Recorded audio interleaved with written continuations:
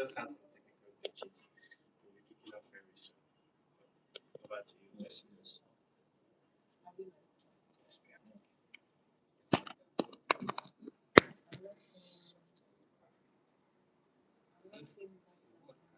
You send your new link.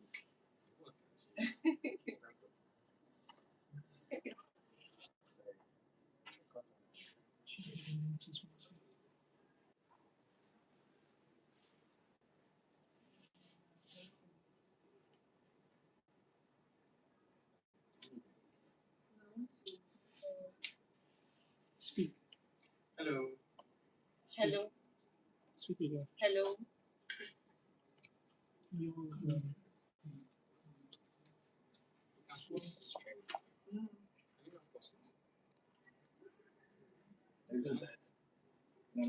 there's something. There's a white noise.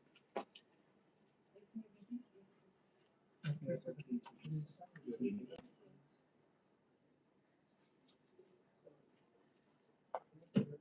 Okay. Hello. All good? Mic check. All good? Okay, great. Thank you very much. Sorry for the delay, everyone. A lot of people have been waiting in the chat box, so sorry for that delay. What's the meaning? Set. Kick off. Check. Very soon.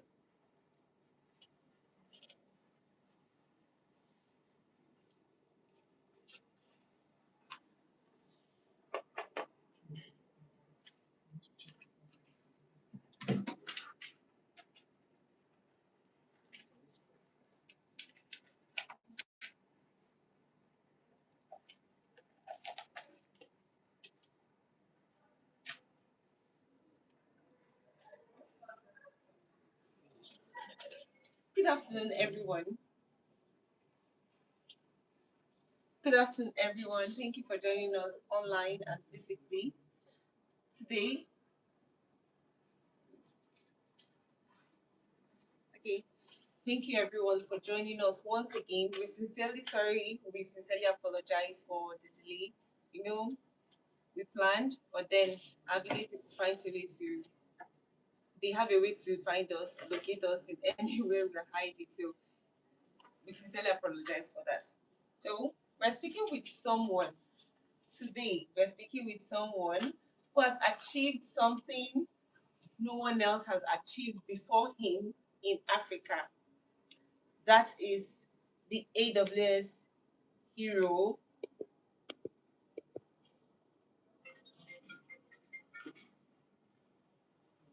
right. Okay.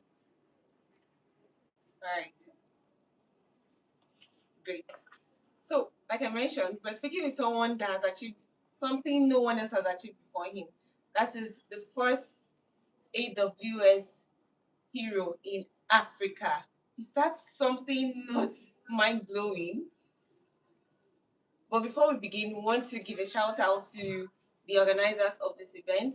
That's the leaders of the AWS Nigeria DevOps Study Group. Really give a huge shout out to them because this wouldn't have been possible, wouldn't have had the honors to meet the very first man to walk the path that we're going to learn from. So sit tight with us. We want you to join us. We're going to learn the highs and the lows of everything that's happened with Ewere, how he's able to get here, how the things that happened before, things that are happening now, and things that he thinks will happen in the future. So it's going to be a very interesting walk. You don't want to miss this. Stay with us and you will learn a lot. So, for us to begin, we would like to hear from Ewere a little bit about you. Ewere, what is the first thing you want people to know about you when they hear Ewere? And his surname is a very fantastic surname. When I try to pronounce it, I speak in tongues, so I'm not going to pronounce the surname. He's going to help us pronounce his surname, and then we continue. So, Ewere, can we hear your beautiful, amazing surname? Ewere. All right. Diagboya is my surname. My name is Ewere Diagboya. So Diagboya is the surname. It's not so difficult. It's just Diagboya. Nothing. It's not so difficult, but I can't pronounce it. Like Yeah, I understand. It's all good. It's all good. All right. So, Ewere, for the people who know the AWS Hero today, tell us about the Ewere before the recognition. Okay. Ewere is the last of four children who was born in um, Benin, Edo State, which is one of the states in Nigeria, in a small town called Benin. And um, he grew up in a home where he um, he had to find find out a lot of things. Fast forward to some of his experiences that are notable were being a student of a secondary school where he was inspired to write. So a lot of people see me write articles these days, but they all started from my secondary school days where I was the president of the press club in my secondary school.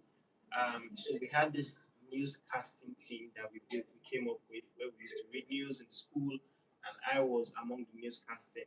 Funny enough, I was more like a tech journalist in the making. So I was always reading tech news. So when it was time for the main news, to talk about politics, to talk about governance, and then get to the tech section, I had about 5 minutes to give my talk. So I always had to research on news on that. But at the same time, 2 years after that, even as at that same time, this was in GSS 3 to mark you, I already started writing codes in QBasic. So my father bought a computer in the house, and I stumbled on it. So I have an elder brother who's a programmer, still a programmer right now, and he just told me that you can build stuff by yourself. So right from then, so the two things happened at the same time. I started writing, I started discovering my writing skills. I wrote poems, I wrote stories, and at the same time I was learning how to code. So holidays were always the best times for me because I had enough time to really do all the stuff all together. We'll talk more about other things, but fast forward to that, when I left school, I just knew that I was not going to go anywhere else than what I was already doing because as far back as SS2, after my JSS3, I got my first gig, and the gig paid 400 naira. What was the gig? The gig was to build a website, a shopping website. This was 2004. Okay, I can remember very precisely. 2004, 2005. The person um, needed someone to build a shopping website. So I built a website, funny enough. We priced the gig from 400 naira to 2,000 naira. That was the pay the person was going to give me. And when it was time for me to get paid, my elder brother, who I mentioned before, followed me there. And because my mom was scared that they were actually going to gag me on the way and collect the 2,000 naira, which was the pay for the job. So when we got there, we didn't find the guy. The guy didn't pay the money, and I was very pissed and I was very unhappy. So that was my first ever opportunity to build something, and it opened my eyes to the fact that this was really something that was going to become bigger. So this was far back as SS2, and then in SS3, I brought up a team of friends. We built our first company called. Um, does it have a name? Does it have a name? We shall build something, and it was supposed to mimic Yahoo. So we were fascinated by Yahoo because Yahoo then had entertainment, they had sports, they had a mailing service. We didn't know how to build the mailing service, but we built the entertainment part of it. It was a full blown portal that had entertainment, music, information. My friend was mostly focused on the graphic side of things. I was always more on the back end side. Mark you, by this time we had nothing like full stack. Sorry, we had nothing like back end or front end. Everything was full stack. So I built most of the thing, and I used what we call Microsoft Front Pages at that. That was what we used to build websites. Many of us didn't know how to write pure HTML, but we used front page, which made it easy for you to like drag and drop the components you need for a web page to work. Um, so I'm trying to summarize as much as I can. So fast forward after my secondary school, like I said, I told my dad, I walked up to my dad. This was already after my WAEC in 2006. I told my dad that I was not going to the university.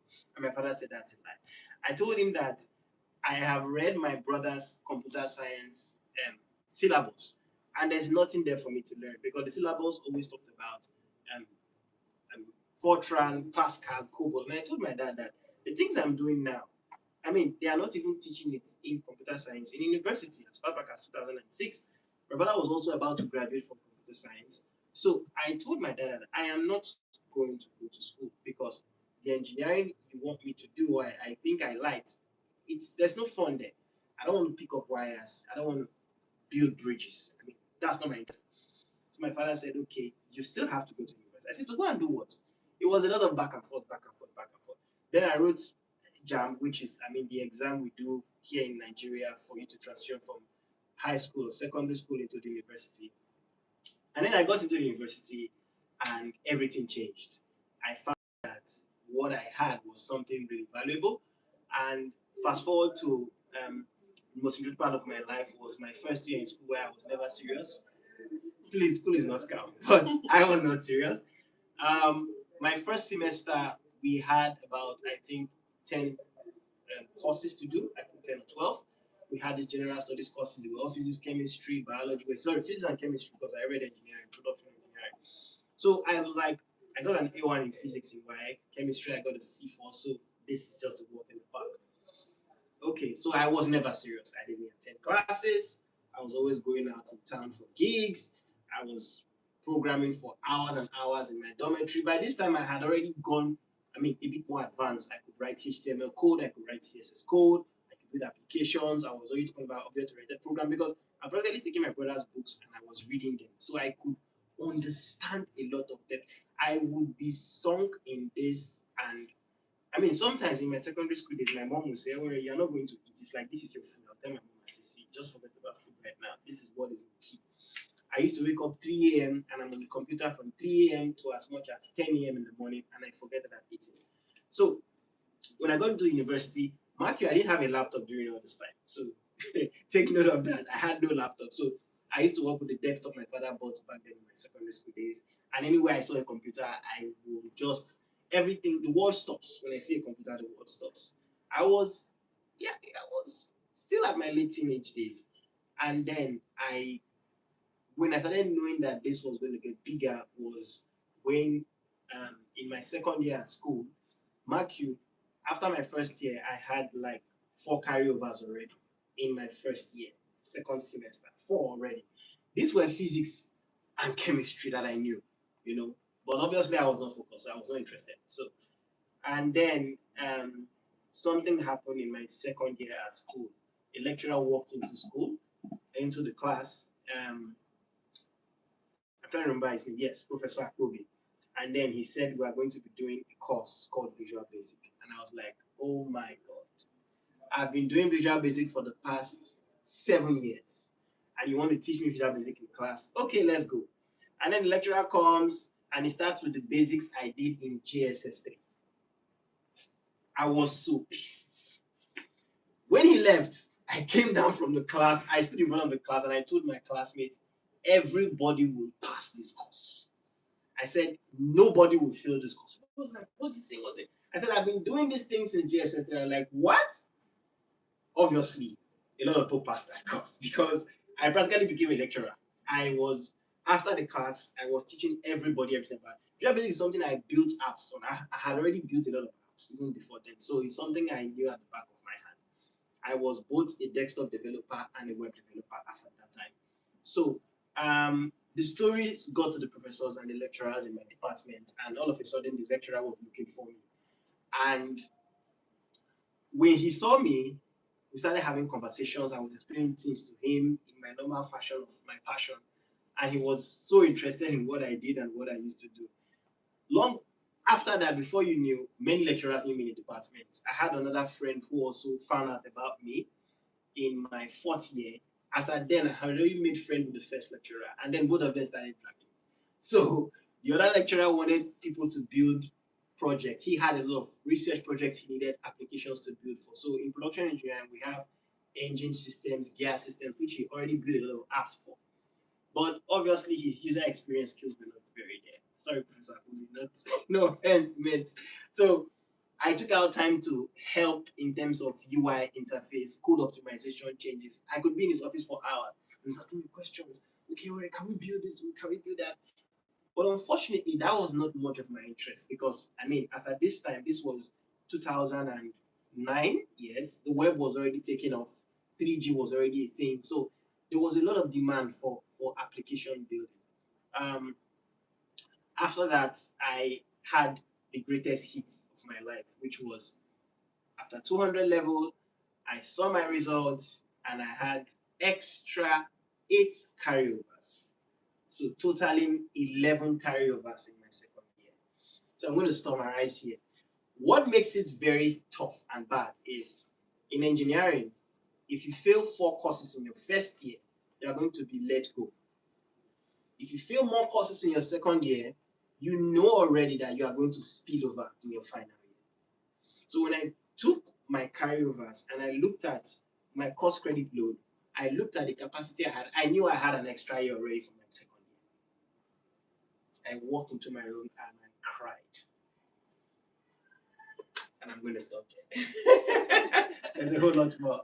But that's the summary. All right, definitely. Like, as you're speaking with so much passion, it's obvious that we can't unpack all. So Yes. definitely we're going to have another time to learn all these things. It's going to be amazing. That's a whole lot of life.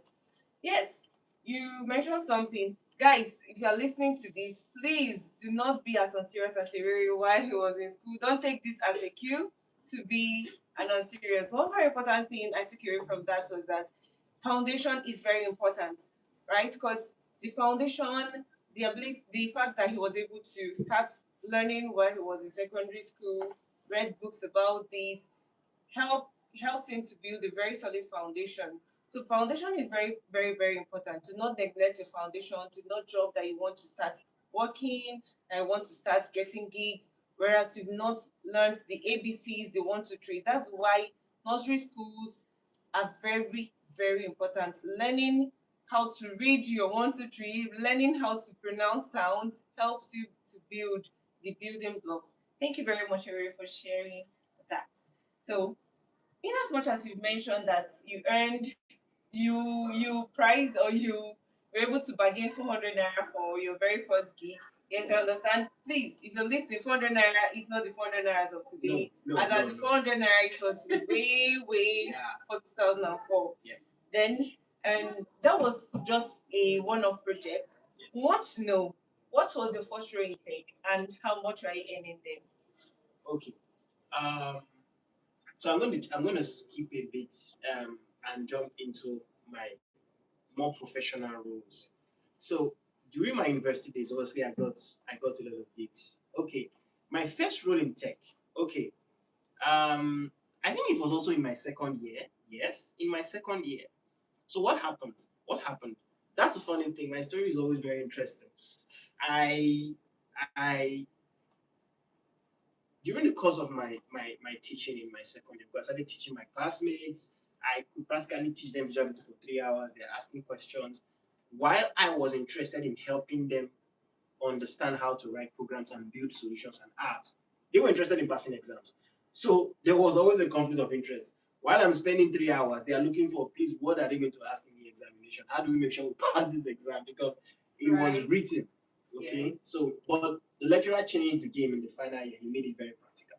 But apart from that, my first role in tech was actually in my second year in school. I went to a computer school. There was a computer school just close to the campus called, it's an area opposite the University of Benin. That's my school, greatest university.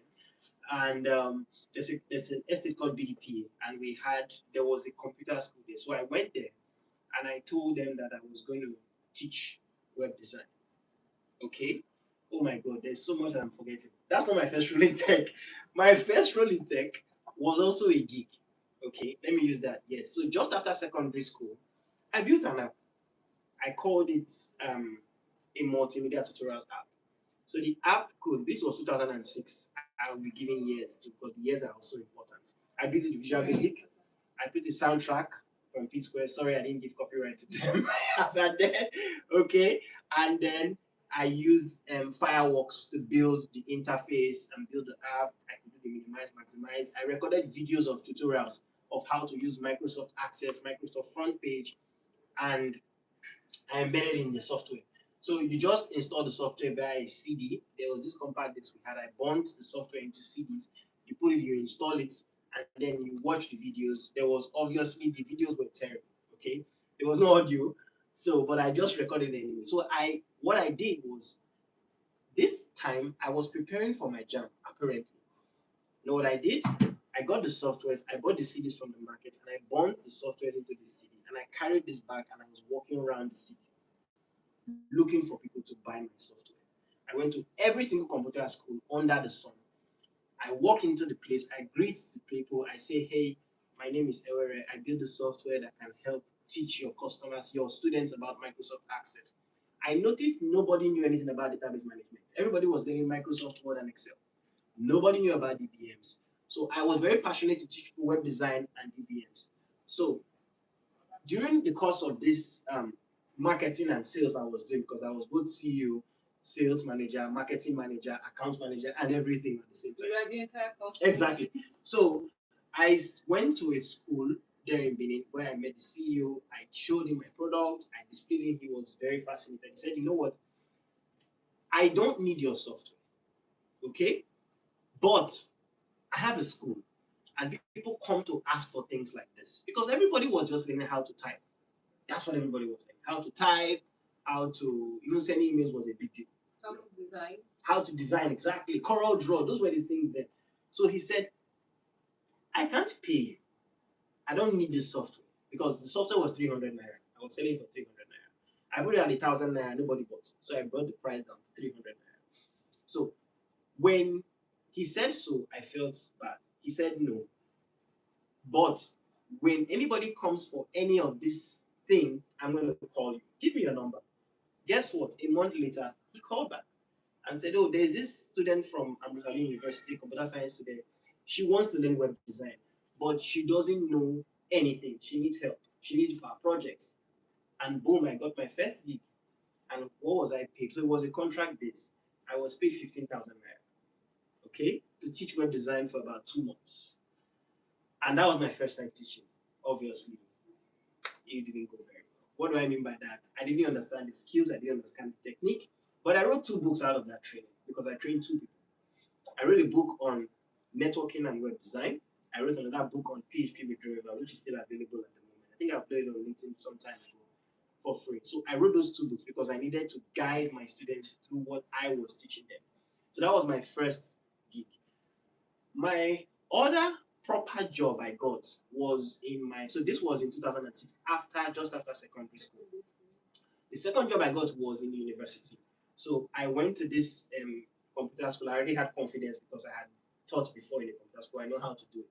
So I went to this place and I told them, oh, do you people have vacancy for web design? I can teach web design. So after having a very interesting conversation with the owners of the place, there were 2 people, Steve and Sam. He said, okay, where I should join. So when I joined, and I was teaching web design there, and I was paid, I think, 10,000 naira. Yes, I was the web design manager. I was paid 10,000 You were a naira. big boy. Yes, I was a big boy. Yes. So something happened with the company, Trainer Villa, and they broke up. And I joined the other person who broke up with his own company called Cloud Technologies. And I was given the role of web design and software manager. The goal of the company then was to build softwares, and I practically manned the whole software engineering department of the business because we had other courses. We were training for Oracle, we were training computer appreciation, but I was focused on that. So we built softwares for churches, for businesses. I used to go to PH, I used to wear suits. I don't wear suits so much, but we were forced to wear suits. So I wore suits, and my salary was, I think, 18,000 naira. Yes, 18,000 naira.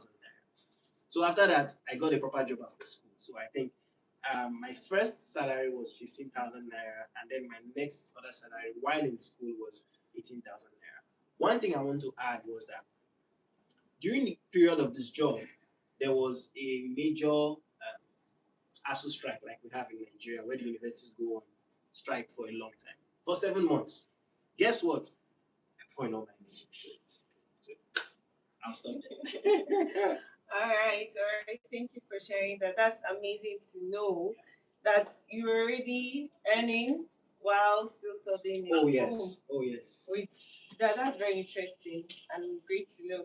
So, was there ever a point you thought that maybe this wasn't going to work? Like, even with all the things that are happening, you mentioned a point where you were a company yourself, practically, Yes. because you had to do the marketing and everything. So, was there a point in time after school you thought that, oh, I need to go another route? Oh, not at all. Not at all. So this is just going to be a combination of advice and a combination of what I've learned. Um, Focus creates blindness. Okay, what do I mean by that? When you focus on something, so two things: focus creates blindness, and focus also amplifies what is not there. So, like I said, I started from JSS 3. There was no responsibility, there was no pressure, there was nothing. I was just a 14-year-old boy who was looking for value, a 14-year-old boy who was looking for purpose. Let me use that word. So there was nothing stopping me. I mean, I'm currently trying to do the same thing for my kids, where holidays are not just time for holidays. They're also time for creativity. They are times for exploration. So, like I said, during my secondary school days, I always looked forward to holidays. I wanted to quickly finish an examination, and they should give me the date of the holiday so that I can get home and just get into my passion. Instead, I'm writing a poem or I'm on the computer for hours. So it was a period of just finding myself, and I stumbled on this. Okay, like I said, my first love is writing. It's still writing till today. That's why I still love to write too. And I stumbled into tech. So I was not thinking about how to make money out of tech. Okay, so losing the zeal was never there, because it was not financially, there was no finance attached to it. Like I said, it was when I was in SS2, somebody said I will pay you 4,000 naira. I said, oh wow, so I can actually, oh wow, oh, okay, that's good, oh that's nice, well, let's try this and see. And then after that, I met with a friend who, as at then, there were very few people who buy domains. Domains were always in dollars. So there was only one guy who could buy domains in almost the whole of Benin City and Edo State. Just one guy. So, and guess what? He was the brother to my further maths teacher. Trust me, I stumbled on him. I went to my further maths teacher and I said, oh, I found out that your brother is the one doing. He said, yeah, he's my brother, he's my brother. Guess what? He also came to the school one day to see his brother. So I'm like, is that your brother? He said, yes, Lawrence. I said, please, I need to meet Lawrence. The first domain I ever bought, I bought it for, I think, $100. I had to get the naira and give it to him. I don't know how he did that, because there was no pay stack, there was no flutter wave, there was zero. This was 2006. Okay. So I think he found a way to use Western Union to send the money.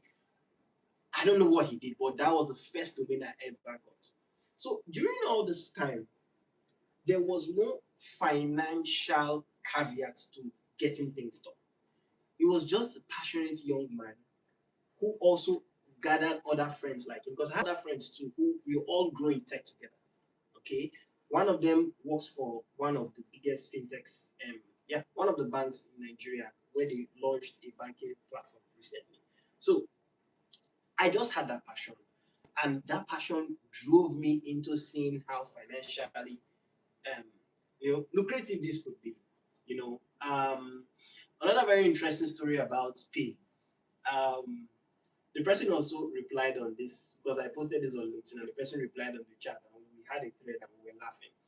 So the person was a mathematics student of computer science too, of the same University of Benin, and through my brother approached me that she had a project to do, and this project was a mathematical project, but needed to be proven with programming.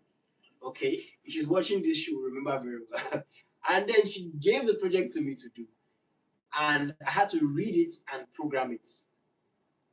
She paid me 400 naira recharge card for that project. I practically fell sick during that project because it was really, really complicated, and I had to bring in some of the mathematics skills I had. I was still in secondary school at this point. This was still, I think, SS2, SS3. So I brought in some of the mathematical skills I had into the project and the programming skills, and the project was delivered.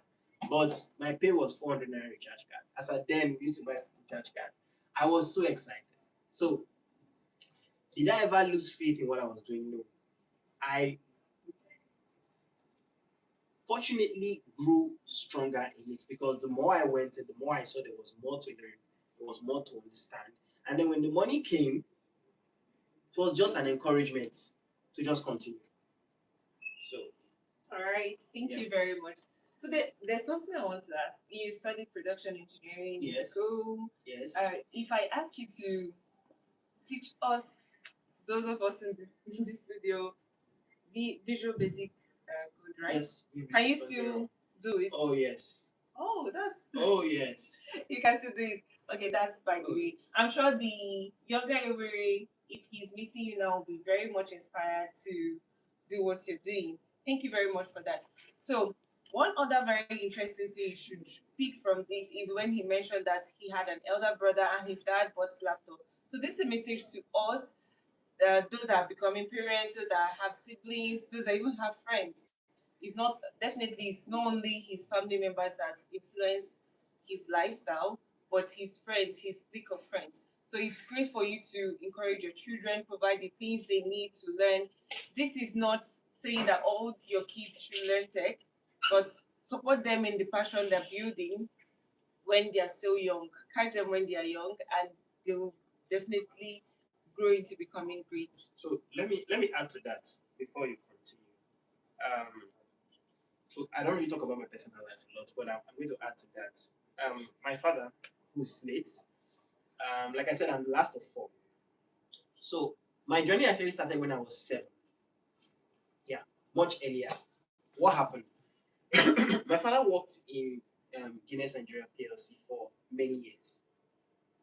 And in Guinness, everybody was using typewriters to create documents. That was how documents were created. So you want to write a memo, you type it in the typewriter, and then there's no printing. Typewriter is direct print. I mean, as you type it, it's more or less printing out. And then my father comes to the house one day and says, kids, the world is changing. They removed all the typewriters in our offices. The people that are experts in typing, we don't know what's going to happen to them. It looks like they will not have a job anymore. But I like the way they type. Their hands are very fast. It's coded. They don't look at the I don't know what it's called anymore. I've forgotten the name. But they don't look at the paper when they are typing. Sorry, they look at the paper when they are typing. They don't look at the keys. keyboard, yes. So he loved that and was fascinated. And he said all his kids will learn how to type. What did my father do? When Guinness was getting rid of their typewriters, my father bought the typewriters. 2 of them. Forgotten their names. I'm sure my brother will remember the names. He brought them to the house. And he said, all of you, the 4 of us, all of you will learn how to type in this house. I was 7 then. I used to cry. I used to cry. Can you imagine? I hated it. My father would say, have you typed today? I would say no, he would say go and type. And then he bought this book for exercise for typing. So the first set of things that he told us to learn was ASDF and semicolon LKG. If you look at the keyboard, that's what is there. So that's the first rule you need to learn. So my father practically wanted you to learn that without looking at it for the next, say, 1 month. So you type that on a sheet of paper continuously. You finish an A4. You finish another A4. You can finish like 20 A4s. And when you are typing, typewriters have a sound. So he's listening. He's calculating your speed. He's checking how fast you are. Once you are fast enough that he can't count, then he says, okay, you need to move to the next exercise. Then he brings the exercise. So there was a book that had 100 exercises. Out of the 4 of us, only my elder brother finished that book from exercise 1 to 100. So he's still the fastest typer in the family. He's the first programmer, so he's still the fastest typist in the family. Followed by me, I have to rate my followed by me. So he used to do. He used to do 90 words per minute, 90 to 100 words per minute. I used to do 60, 70. I'm a bit rusty right now. I don't type all the time, but the coding is still there. So when the computer came, it was very easy. A lot of people know Mavis Beacon. When Mavis Beacon came, I mean, we already knew how to type. So Mavis Beacon was just an icing on the cake. We were practically teaching Mavis Beacon what to do because we typed with typewriters, and every holiday was a time to type. So I was in primary 3 when I started typing. Can you imagine? Yeah, I was in primary 3, and I was typing, I was crying, I was typing, but I was still continue, I'll be typing. But I mean, I'm grateful to that because that typing in the typewriter led to the computers, and I mean, every other thing I do now, I can practically type code much faster than the average person. So that being said, that parents become very intentional about your children's development.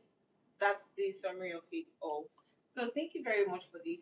Now we know the story behind Ewere, the non-technical parts. Basically, I think your behind story is even wrapped in all technical aspects and all whatnot.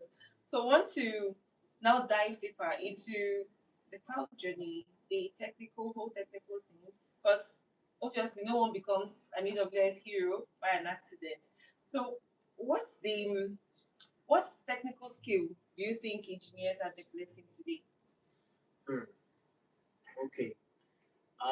So this question is what led to a lot of my community work as early as 2015, 2016.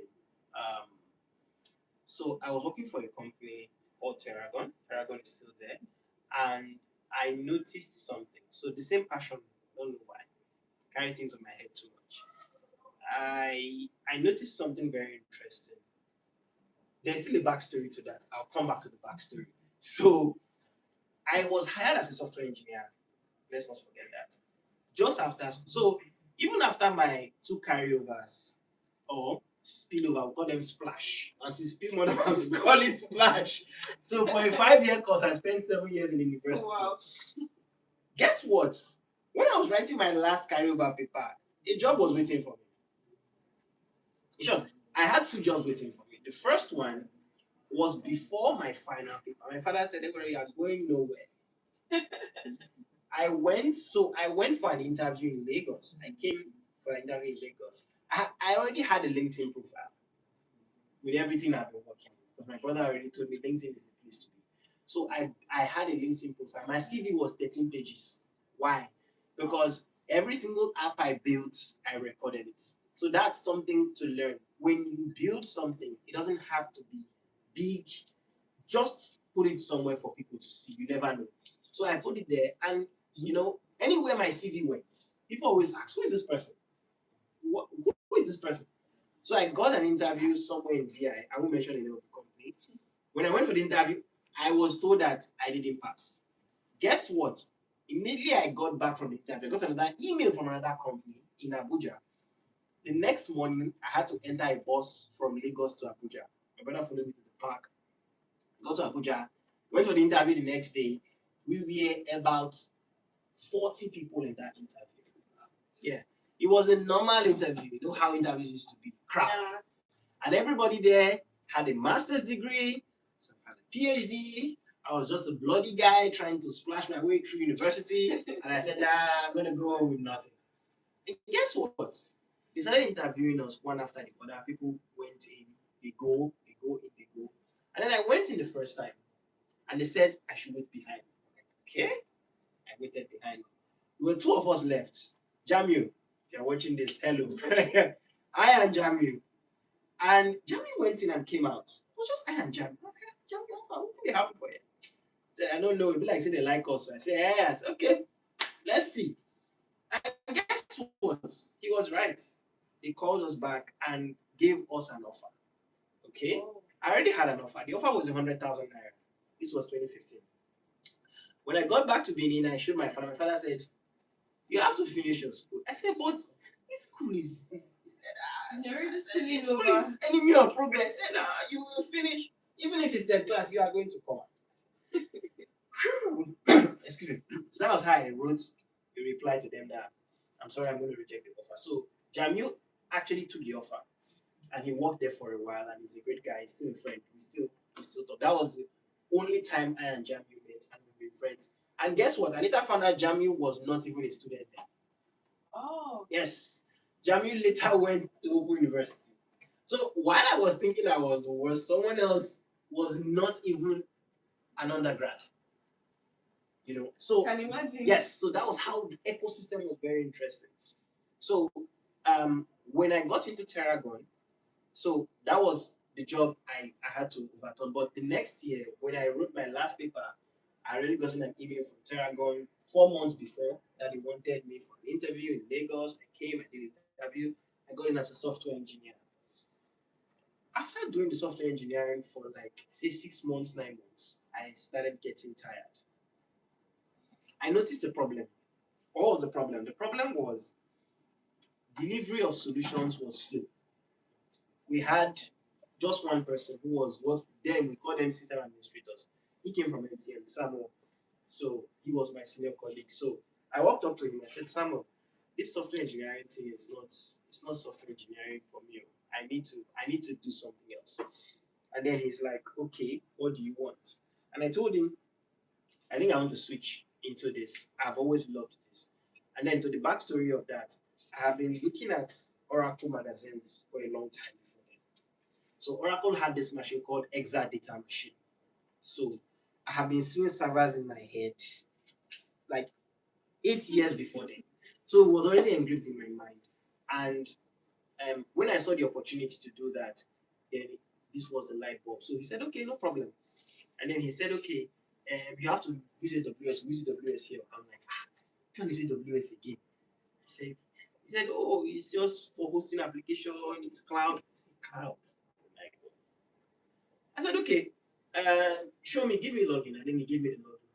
This was AWS in 2015, where AWS had like, say, 100 services. They were not much. I don't even up to 100, maybe like 50 plus. And then he gives me the login, and I log into the console, and I'm looking at the console. I'm like, okay, I think I have to change my career. Because maybe that was the only time I ever thought. I saw EC2, S3, SNS. I'm like, what's all this? You know, I went to the menu bar. I saw lots of lists. I'm like, what is this? What? I asked myself, what is this? And then I told myself, I said, well, how did you used to do everything you did not know? You used to grind. And I went on to grind. Okay? I started doing a lot of trial and errors, and Samuel assisted me in a lot of things. And while this was going on, Samuel had to leave Terragon for somewhere else. And everything about the business's infrastructure was left for me. Apparently, then the business wanted to move, the CTO wanted us to move from shared hosting into AWS. So most of those migration, I worked with him on it. So I had an idea, and then he left. And I noticed something that when I go to the internet, nobody is talking about cloud computing. Nobody is talking about AWS. Nobody is talking about anything. And you know, AWS is like the first cloud provider globally. Okay? Like the first major cloud providers. We had others that were there, but AWS was the one that really shook the ecosystem. So what did I do? I started making videos. Very amateur videos. They're still on YouTube in case you go to my channel. Don't laugh at them though. Very amateur videos. So I started making videos. I started writing articles. Medium just launched, I think, sometime in 2016, 2017. I don't have the actual date in mind. So I just started writing. What did I write about? Every single thing I was learning. If I learned about S3, I go and write a full blog. I mean, I was not caring about the grammar or if it was correct or not. I just wanted to put it out there because for me, it was so much information that why is no one seeing this? Why does no one know this? And my first recognition came when Jeff Barr, who is still the VP of AWS, by the way, still till today. Jeff Barr chatted me up on LinkedIn and said, I saw your video. That's really nice. Send me your address. I'm like, okay, address for what? And 3 weeks later, I got some swags directly from the VP of AWS, just like that. He sent some stickers. He said, you are doing amazing work. I saw your videos. So what I did was that I copied what someone was doing. There's this guy called Brian Cronenberg, a cloud guru, which has been acquired by Pluralsight. So he was the first person that mentioned this word AWS Hero. He said it's an AWS Hero. I said, AWS Hero. And I went to check, do we have anyone in Africa? None. I said, we are going to show the world that we can have heroes. Yes. Because then, Ryan used to shuttle between Australia and the UK.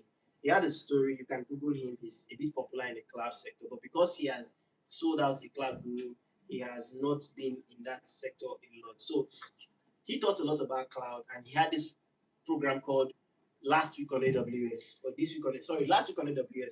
So I said, okay, you know what? I don't have the cameras, I don't have the lights, I don't have the team, but I'm just going to work with what I have. So what do? I go to AWS blog, I look for the relatable news. Okay? So if they say, oh, S3 has better latency now. I just take that. So I take like 3 or 4 of them. I go to the office very early in the morning by 5 a.m. when nobody is there. I open my laptop and I read, I practice, I read, and I put on my camera and I record and I publish. That's how I started creating YouTube videos.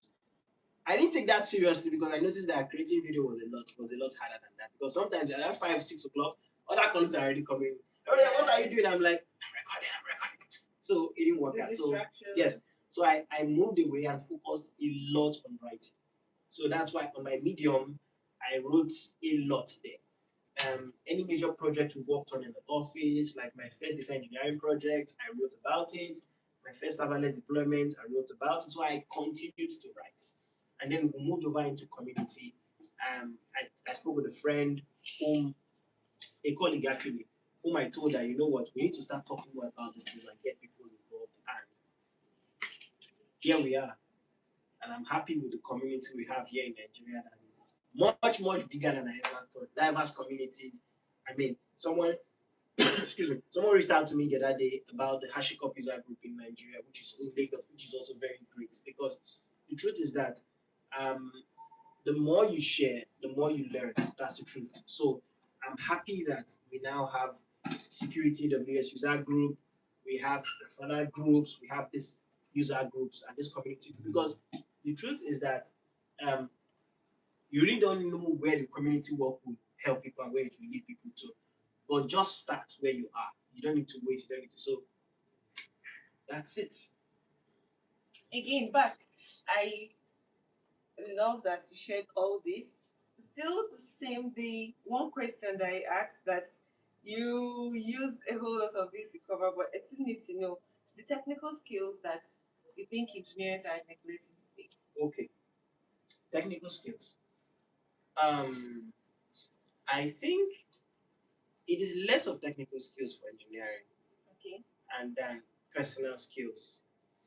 So resilience is key as an engineer. It's very important. Anything you want to do as an engineer will never work the first time. Never. I don't care how brilliant you are. Anything you do the first time will never work. That's why I wrote a post on LinkedIn a while ago that your first deployment is always basic. It is the subsequent deployments that are production grade. So when people say production grade, it's never at the beginning. It is subsequently becomes production grade. So what do I mean by that? As an engineer, you have to be ready to fail and fail a lot of times. So I'm more of the personal skills than technical skills because we have a lot of people, friends, colleagues who want to also get into this tech space. And the problem they have is, they said we should learn SQL. Take an SQL book, 500 pages. You read everything. I say, come and query a table. You can't.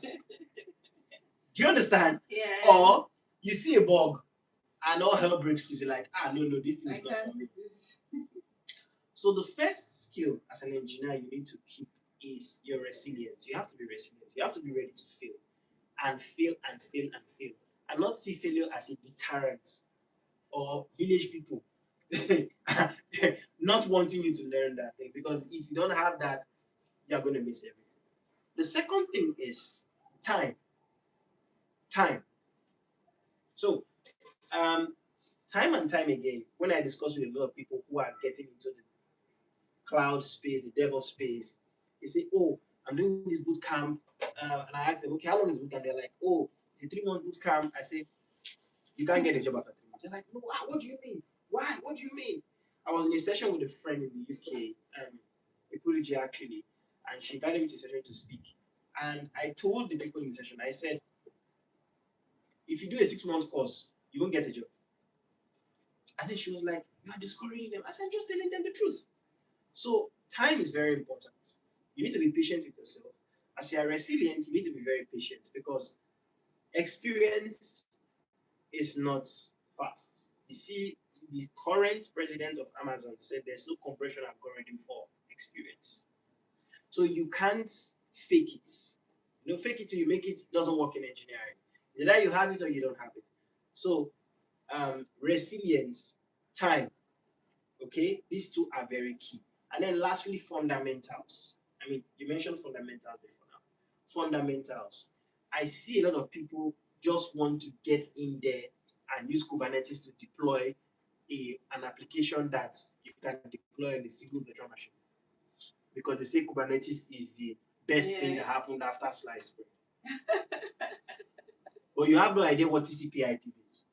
You have no idea what the subnet is. You have no idea what routing and switching is about. Why do you want to touch Kubernetes at all? Okay, and then get to Kubernetes, you're like, no. This thing is very complicated. They are fundamental concepts. Yes.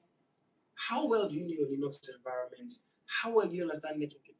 These are still concepts that are still 1,000 times relevant, even in the AI era.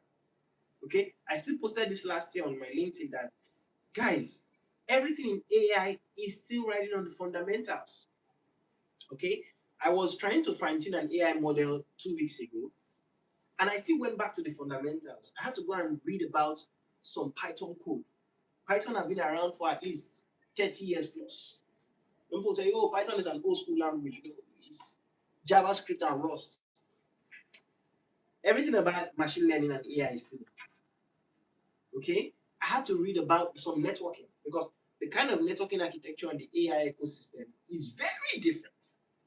The terms, the concept, but it still goes down to the fundamentals, okay, of peer-to-peer networking, of transmission, of measuring things in bytes. So those fundamentals, I noticed that a lot of engineers want to skip them and just get in there and just get the job done. But it's not going to work. It's going to show up, okay? Because I also interview people, and I find out that when you're trying to have an interview with someone and you ask them a question like, how do you debug this?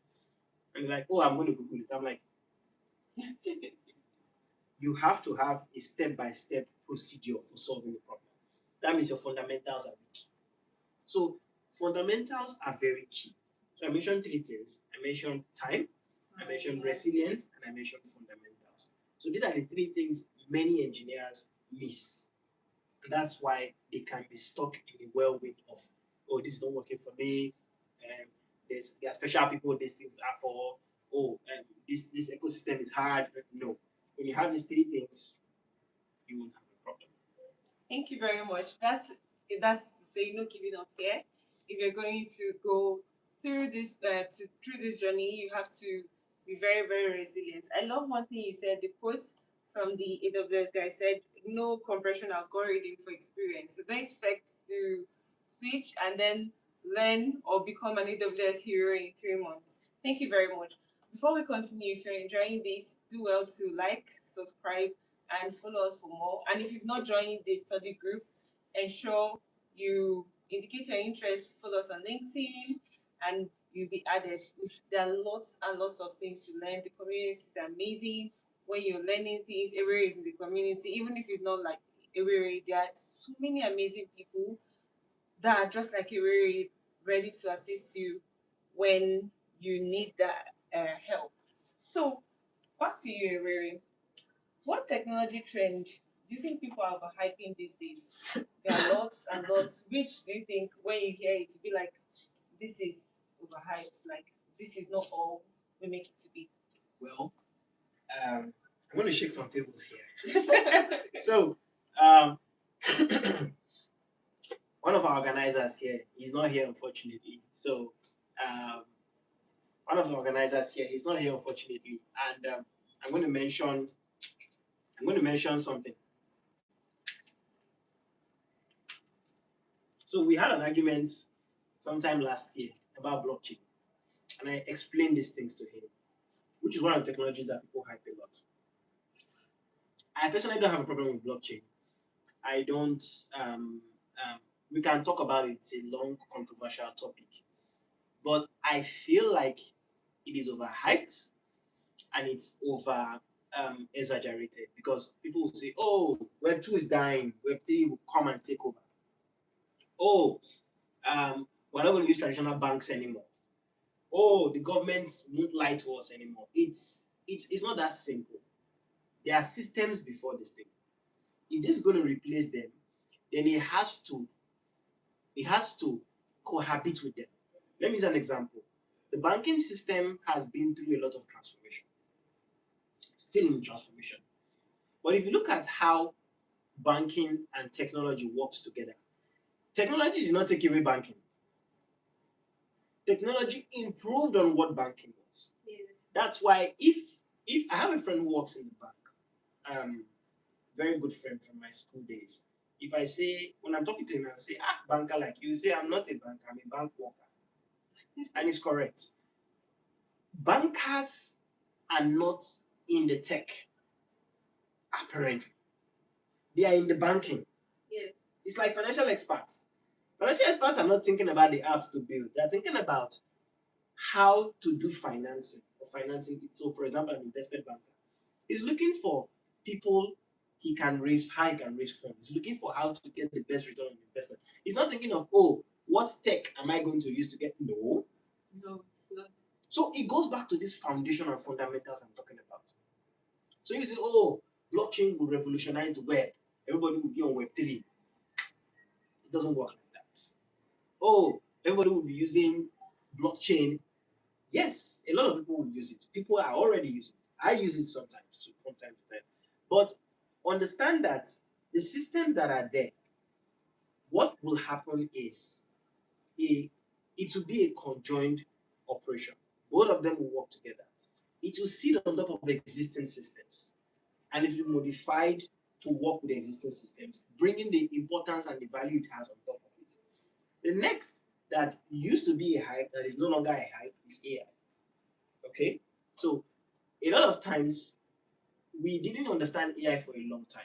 I was on a course from Johns Hopkins University, and I learned that AI has been around since the 60s. Yeah. But Gen AI, after Transformers model, revolutionized everything in 2017. After the Google paper, attention is all you need, revolutionized everything. So everybody's paying attention to AI right now because of generative AI. For the first time, AI is creating content, which is the core behind generative AI. So now you can create. AI used to be more predictive. You give it data, it helps you, it predicts the next data. Apparently, the fundamentals of transformer models and generative AI is still prediction. Yes. Apparently, exactly. Yes. So token generation is still prediction, but it's called generative because it's creating new data. Yes. Predictive does not create new data. It works with the data it has and gives you probabilities. Generative has taken all those fundamentals. So you see, everything builds on the previous foundation. That's something we need to understand. That's why the foundations are key. I wrote an article a couple of years ago called "You Can Reinvent the Wheel," because you can. Because who told you everything is okay the way they are? Who told you can't start from the beginning? I'm not going to mention a brand, a very popular car brand. You know the most popular car brand, electric car brand in the world. They actually reinvented the wheel. They had to go back and say, you know what, we want to manufacture cars again, or we're not going to copy from. Because think about it, they were going to manufacture a new breed of cars. If you're going to copy from the existing brands, you're going to be repeating what they are doing. Sure. So sometimes reinventing the wheel can actually unlock new value and unlock new markets and unlock new innovations that never existed. You understand? So that is how a lot of the things that we build should also be the lens we can see them from and see that those fundamentals are key. While new innovations are coming up and we see some of them as hype and not hype, we should go to those fundamentals, and that can really help us to be relevant and understand more. So the two technologies for me are blockchain and AI, but I won't call AI hype anymore because the value of AI is very clear. We can see it, although there is a lot of fear because of the negative part of it. Deepfakes and doctored videos. Before when we see doctored videos, we laugh. Now when you see doctored videos, you are scared. You're scared. Okay, so but another technology that I would also mention that has gone down the drain by another very big brand, which I don't want to mention, is VR. So VR had a lot of hype, very huge hype. This company came and said, you know what, the whole world will start buying plots of land in the VR ecosystem. You buy plot of land, you buy houses, everybody will be in the VR. I'm But still interested though. there are still many movies. There were movies on that. Okay, I think there's this Ready Player One and stuff like that. But I feel like the world is more interested in AI than those other technologies. So the two of them down to my list now, and I have my list. So VR and blockchain. Those are the two technologies I feel like overhyped.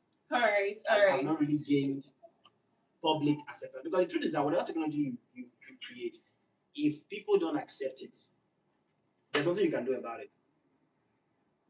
Big corporations have closed down full-blown companies and departments because the world did not accept some of the technologies that they created. So that's it. Thank you very much. So, lovers of blockchain and VR, please do not mind Ewere. Keep hyping your technology. We all know how things that were overlooked later became the main thing happening. So, please do not mind him. He's just here. He's just himself. So, a quick question. Yes, a quick question. And when it comes to certifications, are they overrated, underrated, or are they properly rated when it comes to certifications? Okay, one of the trickiest questions I have to answer for the first time in public. I used to say this in private, but I'm going to say it in public. I have no certification. Wow. Yeah, a lot of people don't know. I've been doing this for 11 years and I have no certification. Why? Unfortunately, it's phobia. I have phobia of failing. So, yeah, I have the phobia of failing. I usually set, so if I open my Google Keep right now, I can show you how I arranged my certifications for last year. I had a goal of doing how many?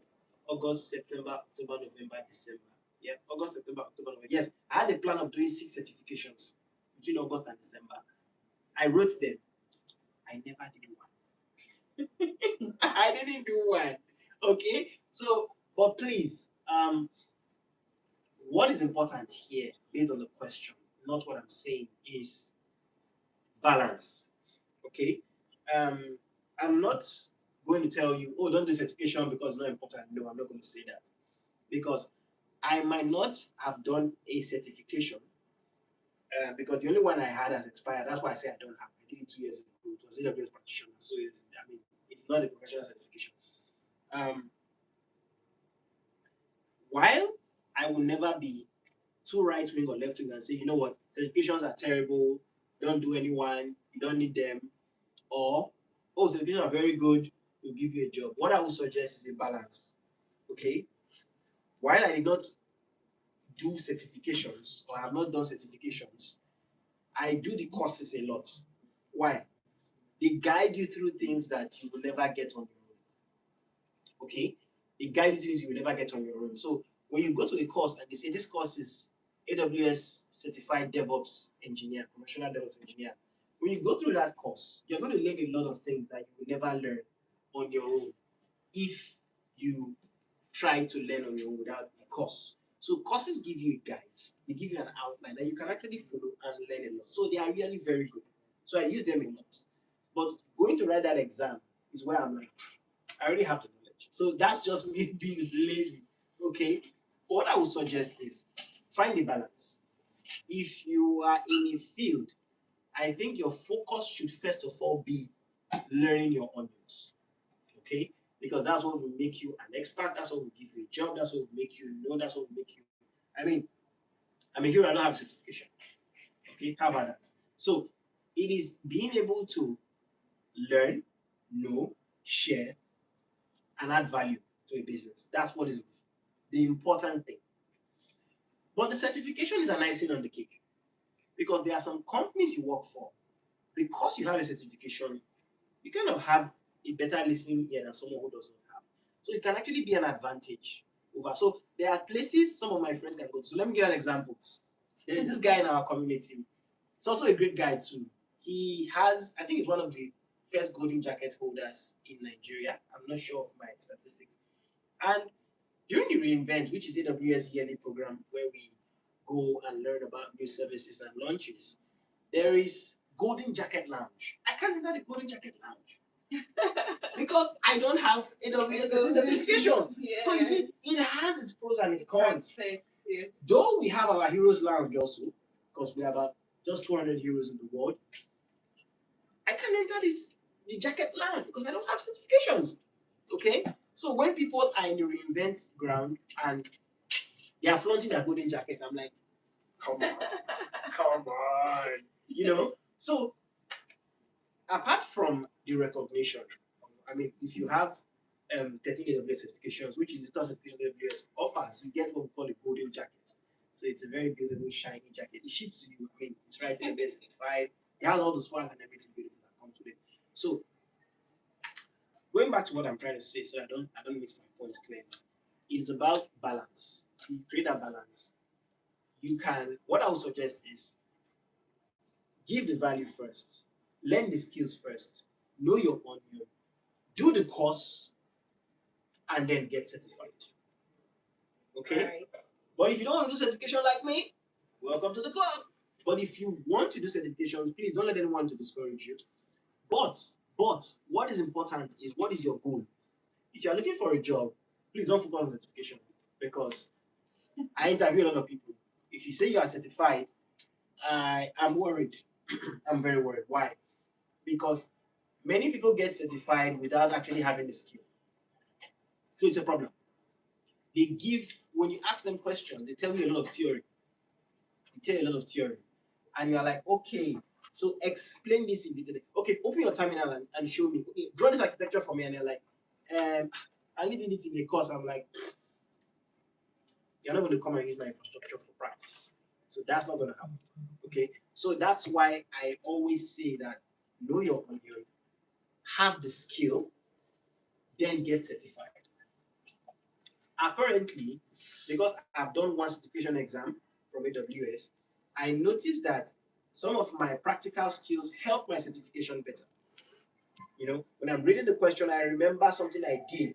I'm like, oh, okay, this should be the answer. I don't have to think. But if you did not do it and you just read, you did dumps, you did practice, you're going to start trying to remember what you have read. You know, it's not ingrained in your mind. I may not understand the different dynamics. Exactly. So please, the skill first. Be good at it. Practice. Build projects. Okay. In my blog, I have this article where I write 10 projects you can build on AWS. Build projects. Learn it. Go and do the course. Get certified. So that when you're on interview ground, if you are asked about certification, you can back it up with your skills.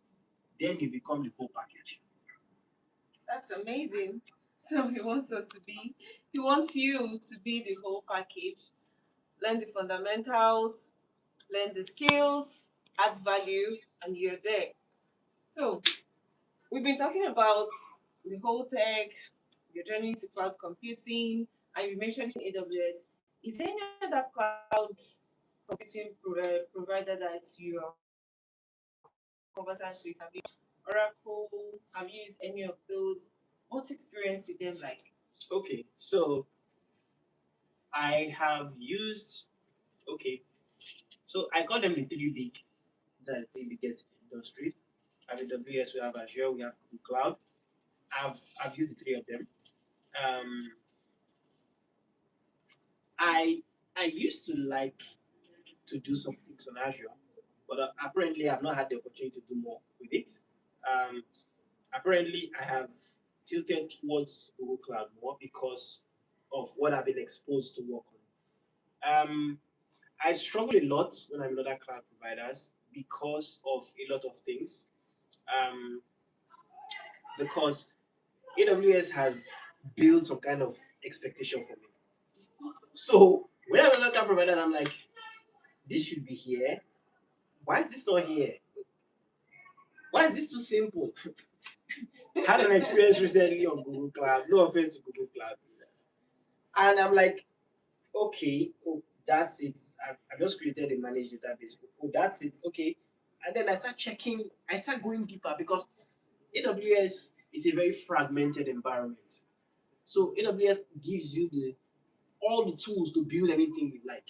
That's what AWS does. It gives you every single tool in the toolbox. Some providers give you not all the tools. They just give you half of the tools and don't want you to bother about the bottom. AWS says, no. We want you to do the Build it from the scratch. So what is usually an argument I have with a lot of people that the reason some of you think AWS is complex, because I've heard AWS is very complex, is because, no offense to any other cloud provider, AWS doesn't have if you it. want to, yes, if you want to do a lot of engineering on the cloud, you need to do AWS. Because they will take you to the bottom and you will build from the bottom to the top. So Wow. that fundamental, you have to know it. So like I said, I created a managed DB without having to understand my networking. Okay? And if I want to secure it, I don't have to understand much. But in AWS, oh my God, you have to know your NAT gateways. You have to know what the NAT gateways are doing. You have to know the type of NAT gateways, and you have to talk about the sub and the private. So you have to understand these core fundamental networking concepts. Then you can build production. But some of those guys, they try to make it easier for you, so you don't spend so much time, which are obviously branding and business value. But I like the AWS side because I've learned a lot because of that. I can't just pick up a service and just start using it. It's not going to work that way. I have to read a lot. So, for example, I started using Bedrock recently for a new project I was working on, and I could use Bedrock within hours because I have been doing a lot of fundamental learning into machine learning and artificial intelligence. So those fundamentals, I'm back to fundamentals again, sorry. Those fundamentals really help you to be a better engineer, really help you to be a better person. You practically become Neo in the matrix, where when you see things, you can see through them. When you see the surface, you don't just see the surface. Just like looking at this machine I'm looking at, I can see the microprocessors, I can see the signals flowing through. You just are able to understand what is going on. So when you want to work on that, you already have that mental picture at the back of your mind. So that's like my experience with using other providers.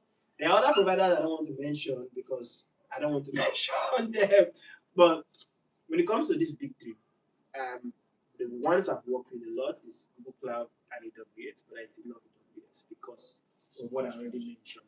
The fundamentals, the cores, the diversity, the complexity. Yeah. Thank you very much.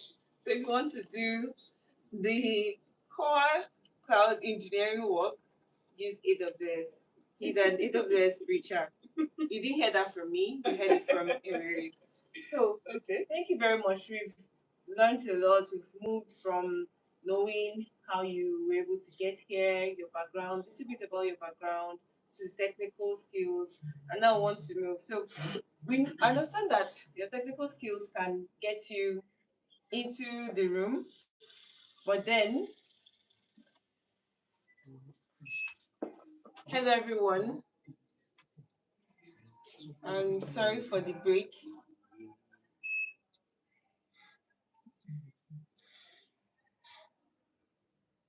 All right, so we'll continue even in the darkness. All right, so we understand that technical skills can get you into a room, but technical skills may not necessarily help make the room know who you are. That being said, what's the difference between visibility and noise?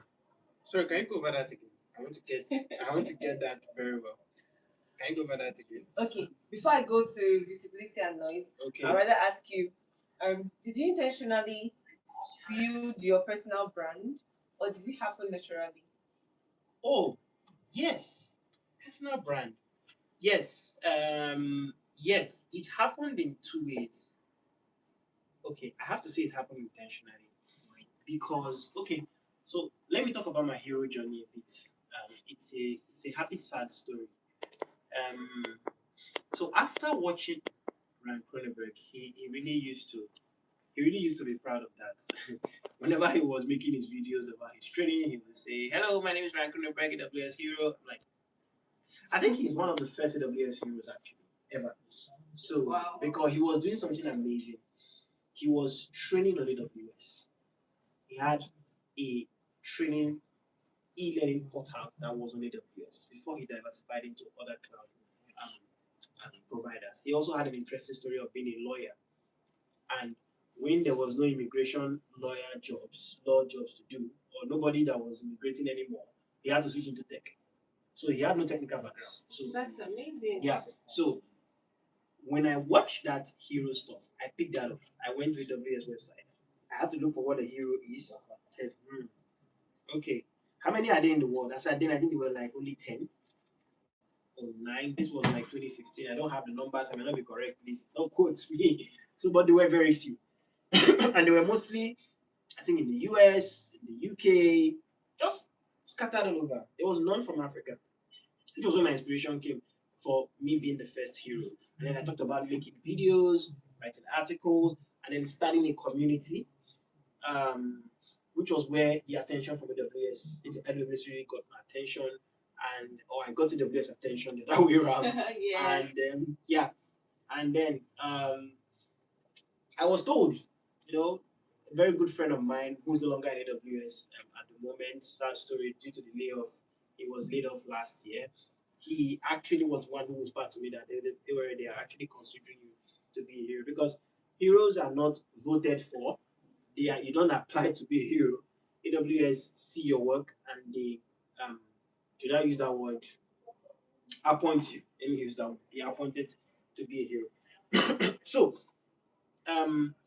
looking at all that, the kind of modeling I had to do then was, my first goal was, I need to make people know that there is AWS. I need to make people know that there is cloud computing. I need to make my fellow Nigerians and Africans know that hosting websites. So yes, which is another thing I remember. Don't forget, I used to build websites a lot. So I did everything end to end. Like I said, there was nothing like front end, back end, DevOps, UI, UX. There was nothing like that. You were everything. So when I build websites, then I host them myself.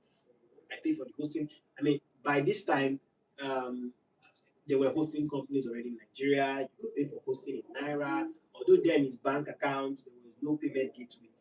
You go to the bank, you pay, you fill your teller, you snap the teller, you send to them, confirm the payments, they open the domain for you and all that. So I was always interested in hosting, up to the extent that I started a hosting company too. Yes, I started a hosting company. I started hosting websites for people. So there's something we call there's something we call reseller hosting. Yeah, I remember the name now. Reseller hosting. Now that word feels like a scam. Okay. Now that I understand what those guys were doing, it feels like a scam. So reseller hosting. So I became a reseller. So instead of buying domains and hosting for people, I bought a reseller package and I made more money.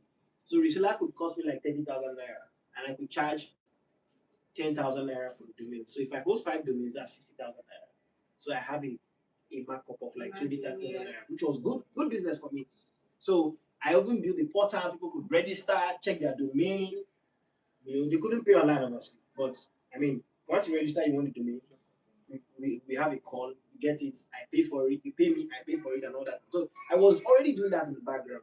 So there was already that I liked hosting applications already. I was doing good. I wasn't sure where I was going to until where I know where I am at the moment, until how I got here. So when I got into Terragon and we had shared hosting too, and we wanted to move to the cloud, it was also a transition moment. That, oh wow, so this virtual machine is dedicated to me, because the hosting we had there was what we call shared hosting. There's still shared hosting today. Yes. It's not out of business, because it's still a big business. It's very affordable. It's very good. No offense to it. It's still very good. It's very affordable. It's a good place to start. Okay. So I kind of understood the difference between shared hosting and cloud, which was the problem. I also blogged about it. So that's how I started. That's how I blogged. Once I see something that there is some kind of confusion, I just blog about it. I just write.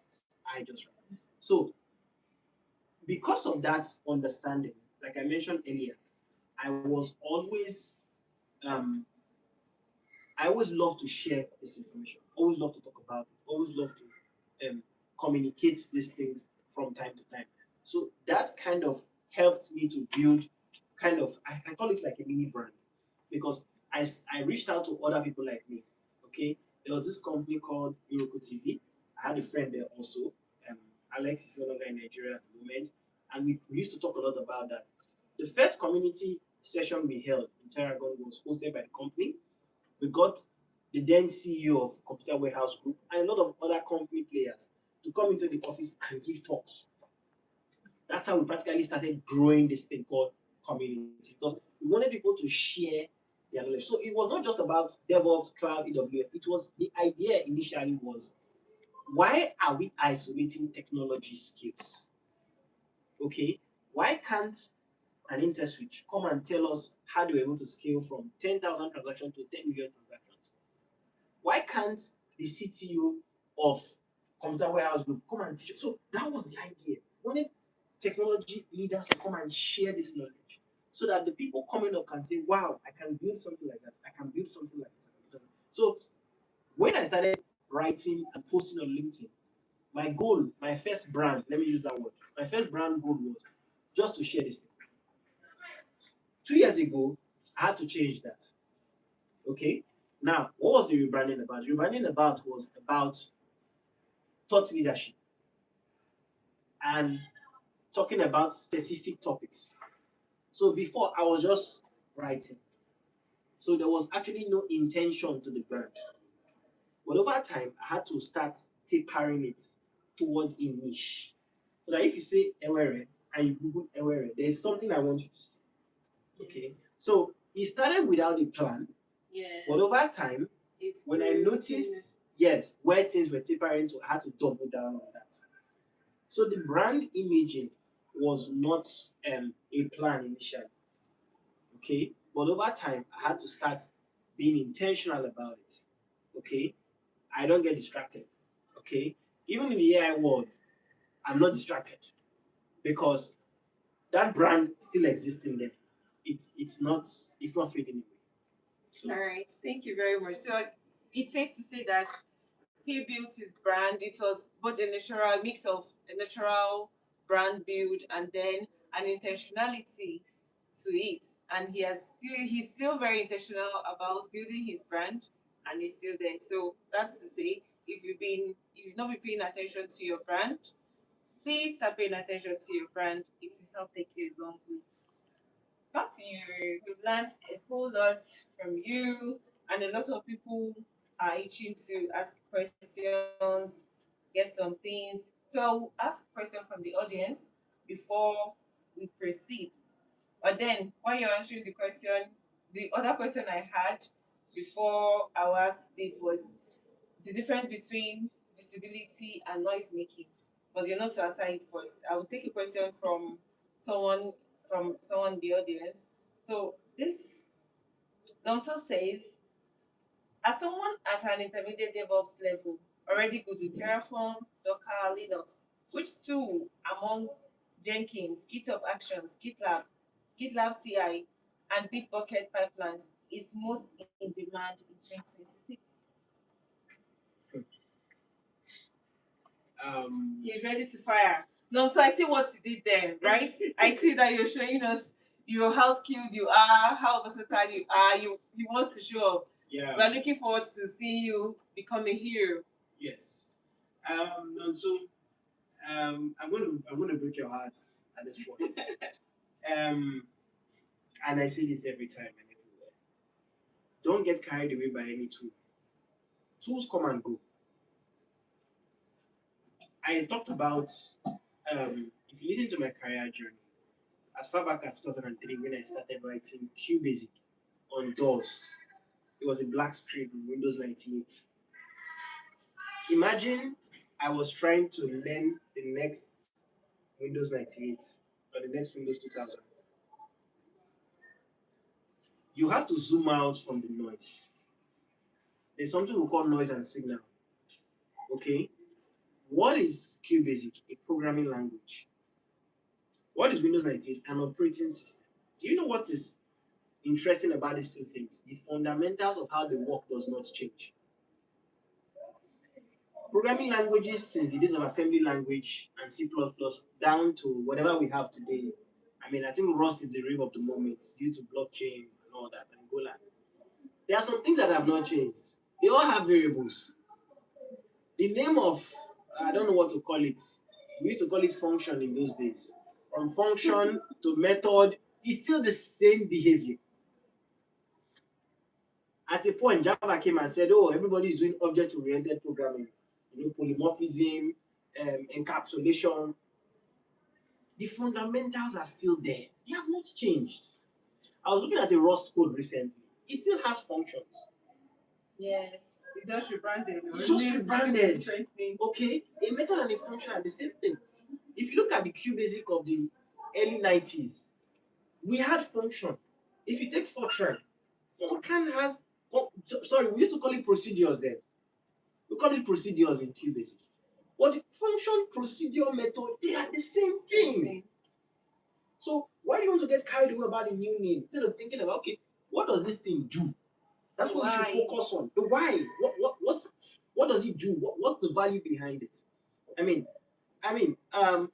Now I hear people saying, oh, Pulumi is the new guy. Terraform is old school. We don't write Terraform anymore. We do Pulumi. They are both infrastructure as code. They're doing the same job. Why do you want to just say, oh, Terraform is dead? Let's focus on Pulumi now. We will not do Terraform anymore. No. The concept is the same. So it's not about the tool of the moment, because when you get the fundamentals, when you take that tool, you're going to learn it in a few weeks.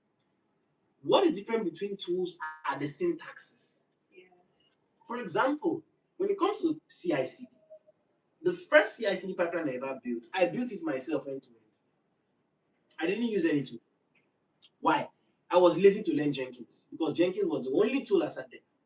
I hated Jenkins. So when I opened it, I was like, how does this guy even work? Because every blog I was reading then was Jenkins. I said, okay, fine, Jenkins is the tool, right? Okay, let me build this Node.js code because the company I was working for used Node.js and Python. I couldn't build it. I built it to an extent I couldn't deploy it. I said, you know what? I'm going to build mine myself.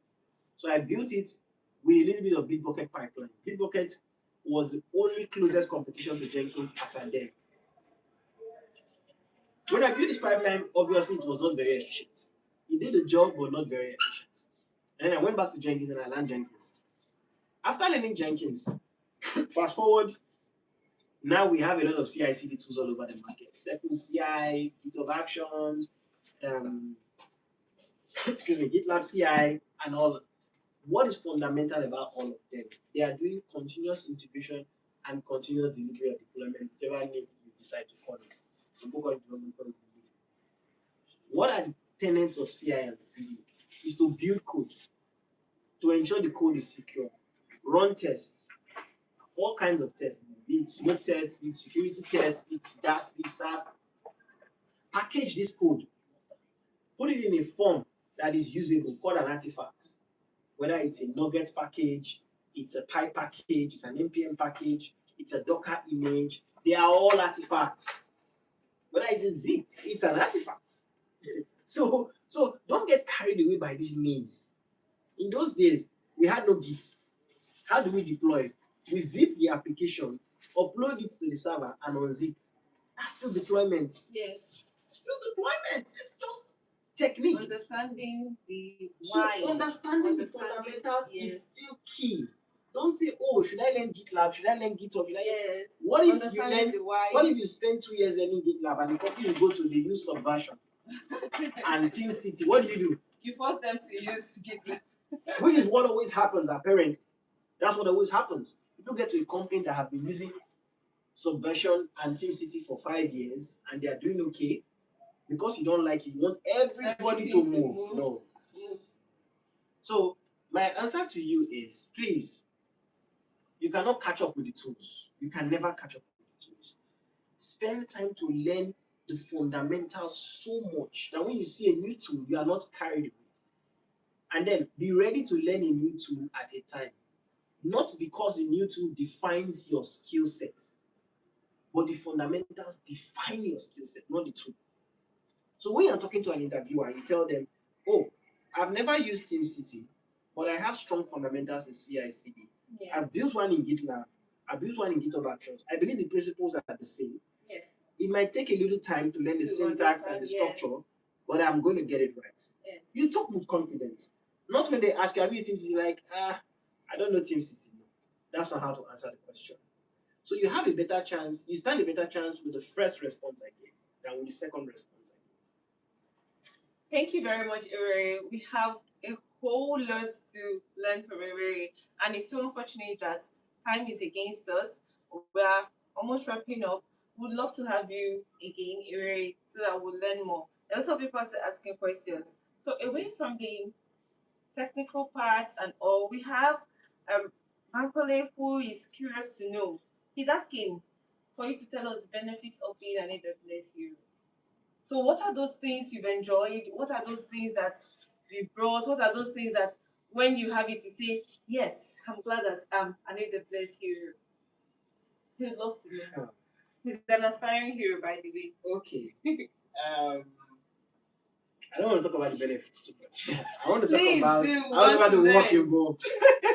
Please tell us Okay. the benefits. So I'm what going to you talk have about learned. I'm going to taper down into my hero journey a little bit. When I was doing all the community work I was doing, I didn't expect to be a hero. That's the truth. I didn't expect it. So when I was whispered to, I said okay, and I moved on.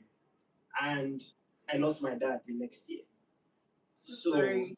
about I think 3 months after then, I opened my email and I saw the message. How I did you cried react? for an hour. Oh my god. I cried for an hour because my dad loved AWS too. Although he always talked about Amazon. He said, "Ewere, you have to be in Amazon, you have to be in Amazon." So it was supposed to be the best moment to say, yes, this is the closest to Amazon I am at the moment, or it wasn't there. So I cried a lot, and yeah, I accepted the offer.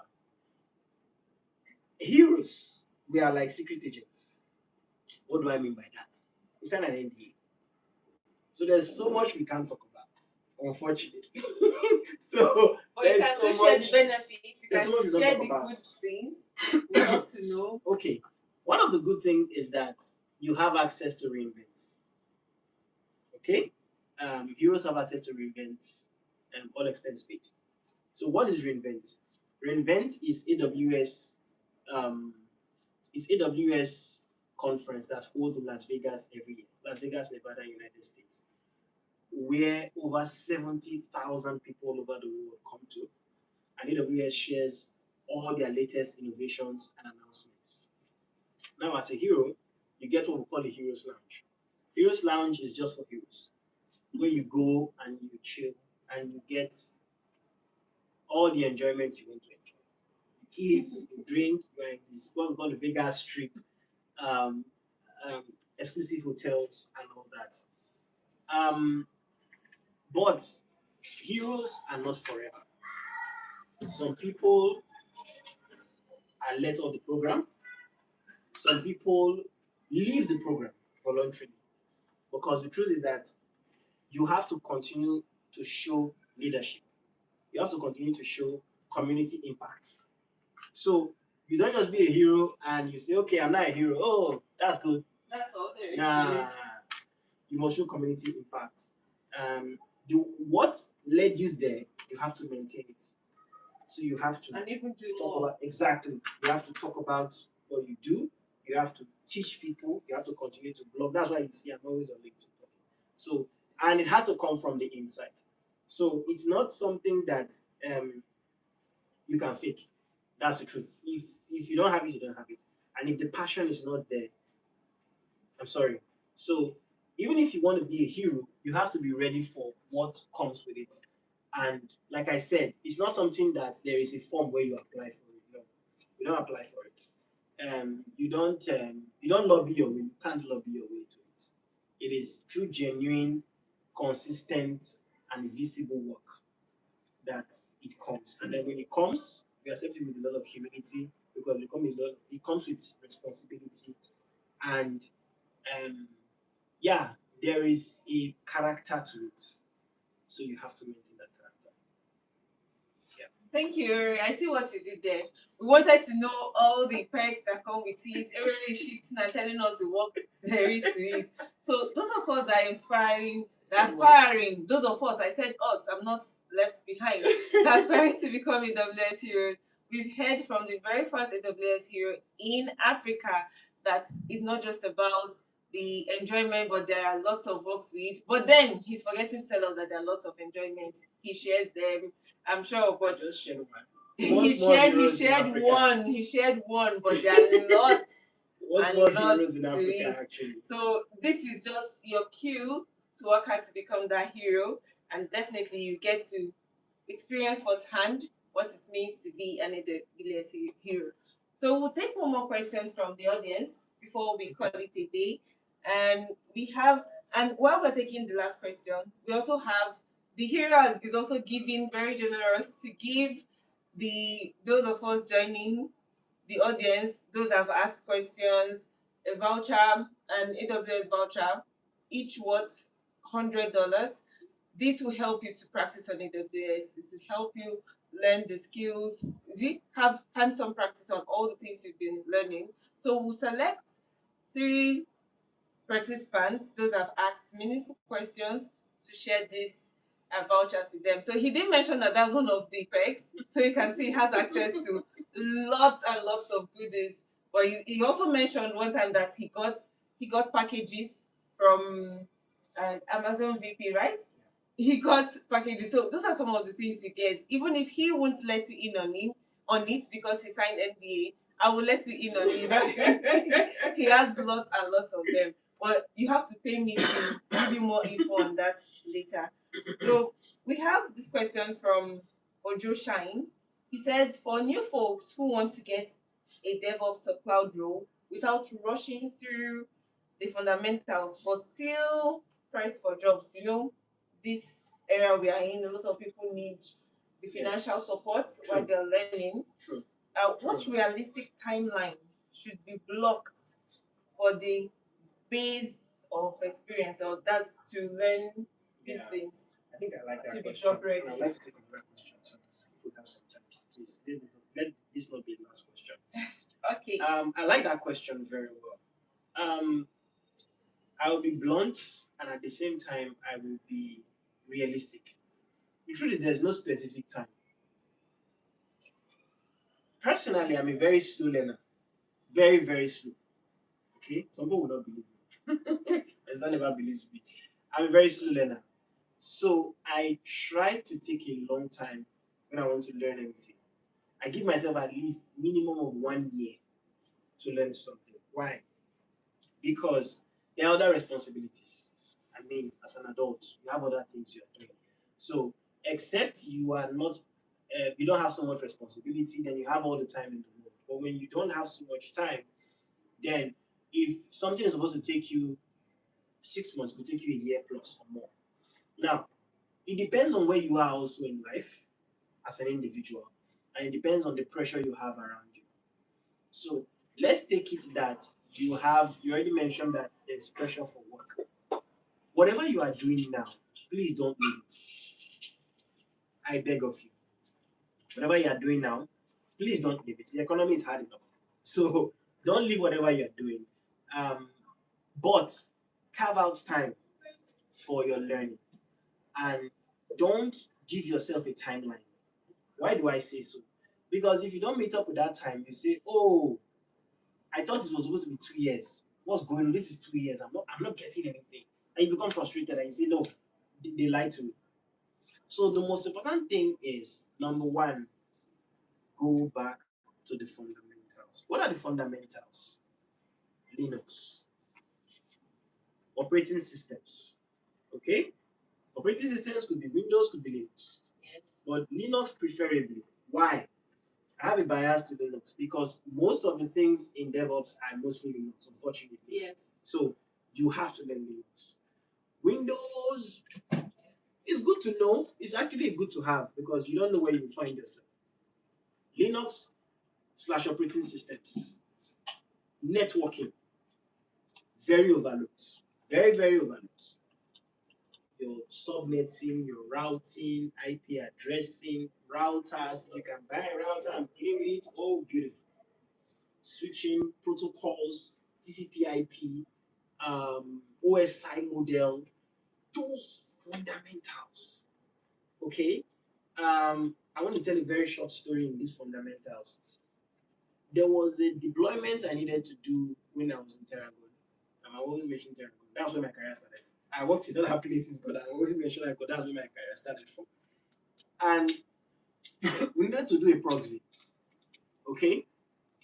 Because all of us that were doing the proxy did not have very good fundamentals, including me not going to the fundamentals.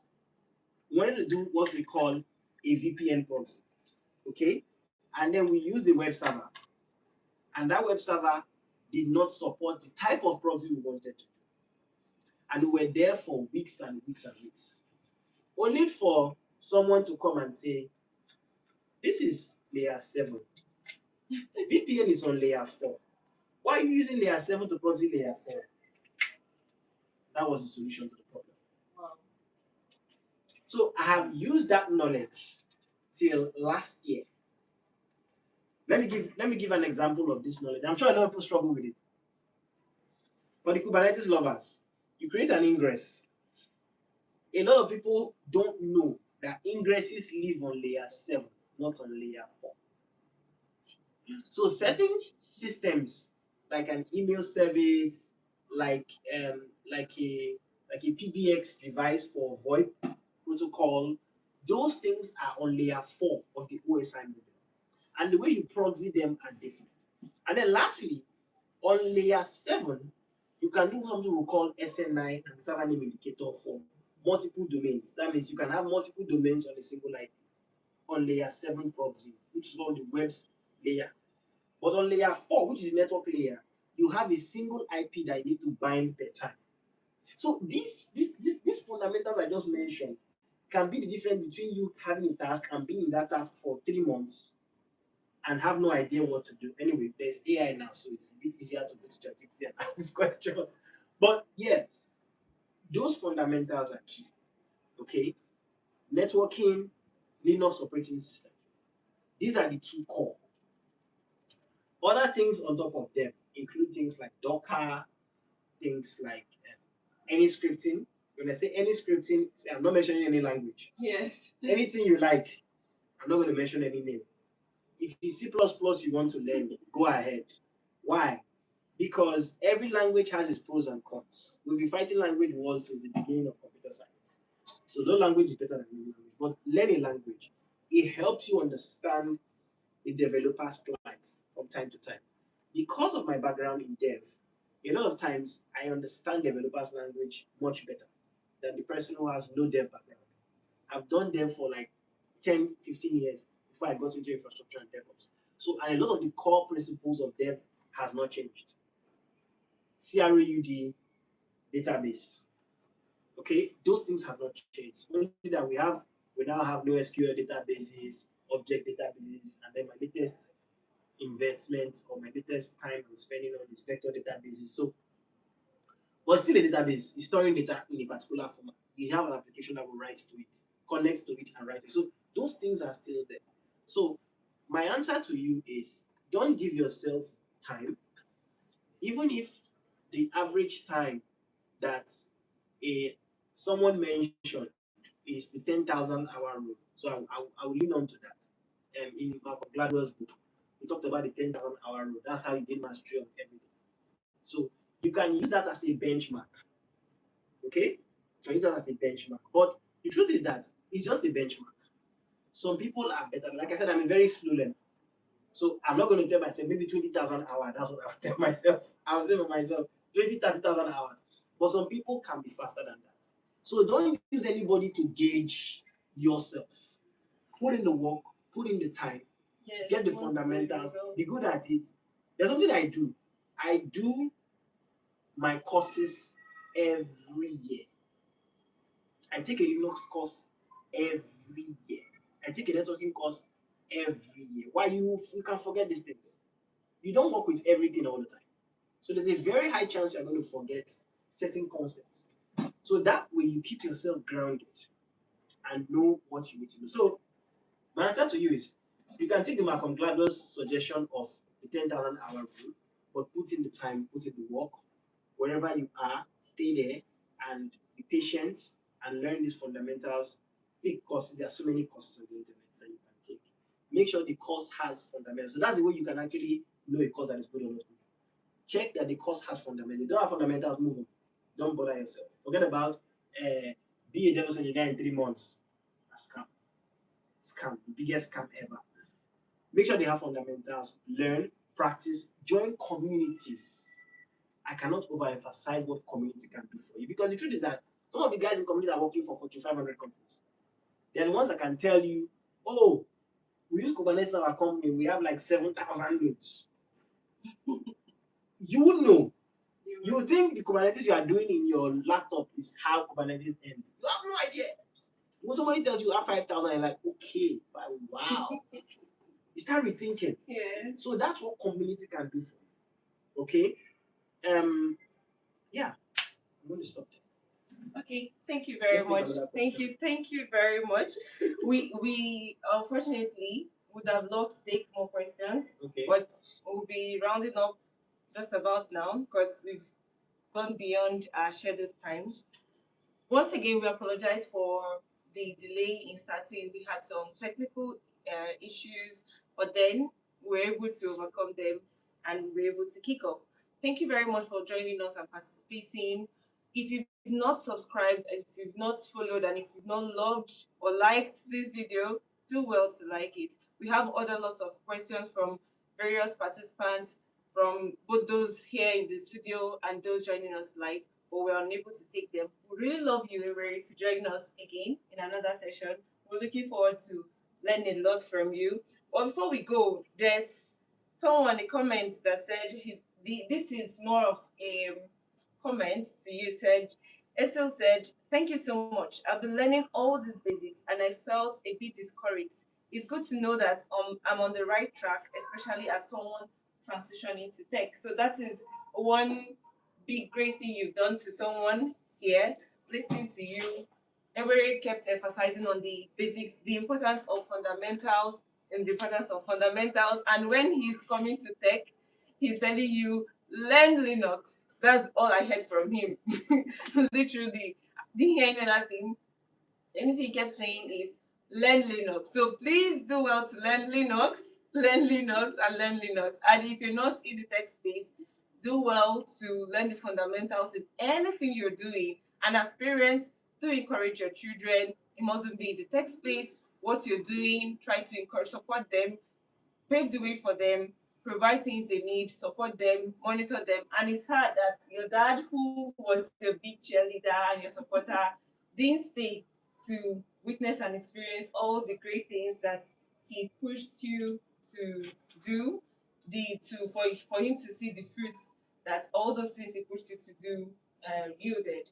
Thank you very much. So those of we have 3 persons. We're selecting 3 persons for this to get the vouchers from $100 vouchers. That's ready to come by, and you have lots to do with it. You reach out to us using the email AWS DevOps Study Group at gmail.com. AWS DevOps Study Group at gmail.com. And if you reach out to this email, also you can reach out to me on LinkedIn, Blessing Ogechimojiji on LinkedIn. Send me a connection request and say this was you. You asked question and you got this voucher, and I'll be able to connect you to the organizers, and they will do well to get this voucher to you. Also, I'm sure you're open to people connecting with you on LinkedIn. Oh yes. Ewere Diagboya on LinkedIn. Yes, Yeah. Ewere and that name that I can't pronounce. Ewere D. Yeah. Ewere On D, LinkedIn. that name that I can't pronounce. Yes. Or But you please. can go to ewere.tech, ewere.tch. That's my blog. So that's where I write about everything. So you can learn more about me. Most of my work is there. My write-ups, my blog posts. I also taking contributions from other people. So not just my work is there. Then from there you can connect with me. Yes. All right. I know a lot of us want to connect personally with Ewere to get him answer some questions that we have, in as much as he'll be longing and open to getting in touch with you and answering all your burning questions. He's one person, he's a father, he's working and he's very busy. So would encourage you to join the community, and in that way you'll be able to still connect, ask your questions, connect with amazing people that are open to answering these questions for you, supporting you, holding you by the hand, guiding you. If you're fortunate and you're able to get his attention, of course, I'm fortunate and able to get his attention. If you are fortunate to get his attention, then he'll be able to guide you. I'm sure he's very open to that. So that being said, we want to those that are going to get this, um we have I don't know if this is your name, but you asked the question about the Docker level, the Docker Terraform and all. That's known. So you have, I don't know your YouTube handle name. Do reach out to the email that I mentioned earlier for us to give you this voucher. Then we also have Ojo Shina Johnson 3415. I don't know if you're the one. Then we also have, okay. Then we also have someone who joined early. We have Bukola testimony. She's saying, have resilience, give it time, learn. Bukola testimony, do reach out to us. We'll also give you this voucher. Thank you very much, everyone, for coming to this. Thank you for staying with us through, and we look forward to seeing you next time. If you've not shared this with your friends or family, do well to share this with your friends, your family, and everyone. And Ewere, thank you very much for giving us your time. We understand you're very busy. We really appreciate you and we want to see you again. And if you've not subscribed, we're not going to be friends. Please do well to subscribe, do well to follow, do well to engage, like, share, so that this knowledge will get across to so many people, so that those that want to be AWS Hero will have opportunity to learn and know more about it. Thank you very much. That being said, we've come to the end of the show. We've come to the end of this interview. Eric, do you have anything to say before I say bye bye to? Well, I want to thank you for this opportunity. It's always great to talk to the community, and yeah, it's great to share my story. Yeah, let's keep pushing. Let's keep doing this. We have great potential as a nation, as a continent. So I am an example of the fact that you too can also be better. We are about. There's also something I didn't mention. There were about 4 heroes in Africa at the moment. Um, one in Cameroon, okay, two in Cameroon, one in South Africa, and I am the only person in Nigeria and in Africa. We want more people to join us. We want more people to tell the story. We want more people to inspire people, so that you don't just see heroes and feel like it is out of reach because you don't see someone like you being in that position. So we want more people to be able to inspire people to be technically sound, technology leaders, and also thought leaders in what they do, and be able to share and able to tell people that this is also possible and you also can do it. So thank you very much. Thank you, Eric. So you can do this. You can do this, Ewere said. Learn fundamentals, Ewere said. Support your peers, your friends. Before we go, we want to give special recognition to the organizers of this event. And again, the AWS DevOps Study Group Nigeria, with special shout out to Godstein, Simi, Latif Taiwo, Kennedy Ukeme, Lariada, Peter, and Habib. All these people came together to ensure that this was very successful. And again, we can't say it much again, but thank you, Ewere, for giving us your time, blessing us with your presence, bringing him being a hero. He was here to grace us, speak with us, educate us, enlighten us, and to tell you that you too can become an AWS hero. And I'm sure it doesn't stop with AWS. You can be an Azure hero, you can be a Google GCP hero, or any other hero in any niche, in any field, as long as you're very passionate about what you're doing, you put in the work, the value, you're going to be there. That being said, thank you very much and good night, everyone. Good night. Thank you, everyone.